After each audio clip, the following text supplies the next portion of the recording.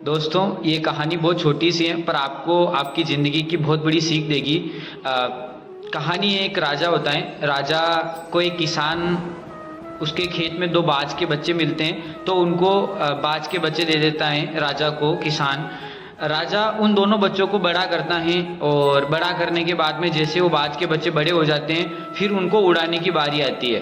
अब दोनों बच्चों को जब उड़ाया जाता है तो उनमें से एक बाज का बच्चा आसमान के ऊपर जाके उड़ना स्टार्ट कर देता है, पर एक बाज का बच्चा वहीं पे पास में एक पेड़ होता है और उस पेड़ की डाली पे जाके बैठ जाता है। बार बार ट्राई करने के बाद में, बार बार कोशिश करने के बाद में फिर भी वो बाज का बच्चा उड़ता नहीं आसमान में, वो उसी पास में पेड़ की डाली पे जाके बैठ जाता।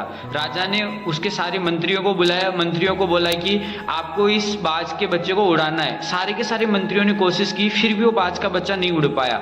फिर उसके बाद में राजा ने ये बोला कि जो भी पर्सन इस बाज के बच्चे को उड़ाएगा उसको मैं इनाम दूंगा। तो एक किसान होता है और वो किसान ने उस बाज के बच्चे को उड़ा के बता दिया होता है। तो राजा ने उस किसान को बुलाया और उस किसान को पूछा कि भाई आप उस बाज के बच्चे को कैसे उड़ाया।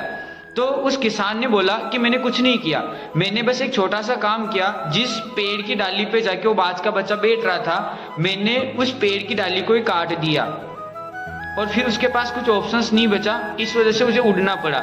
सेम हमारी लाइफ में भी ऐसे होता है कि हम हमारे कंफर्टेबल जोन की वजह से कुछ करना चाहते हैं पर वो कर नहीं पाते हैं, है ना। तो इस वजह से अपने कंफर्टेबल जोन से बाहर आए और लाइफ के अंदर हम कुछ भी बड़ा कर सकते हैं, ठीक है। बाकी आप ऐसी इंटरेस्टिंग स्टोरीज सुनना चाहते हो तो आप मुझे इंस्टाग्राम पे फॉलो कर सकते हो, मेरे यूट्यूब चैनल को सब्सक्राइब कर सकते हो और वीडियो को अपने फ्रेंड के साथ शेयर कर सकते हो।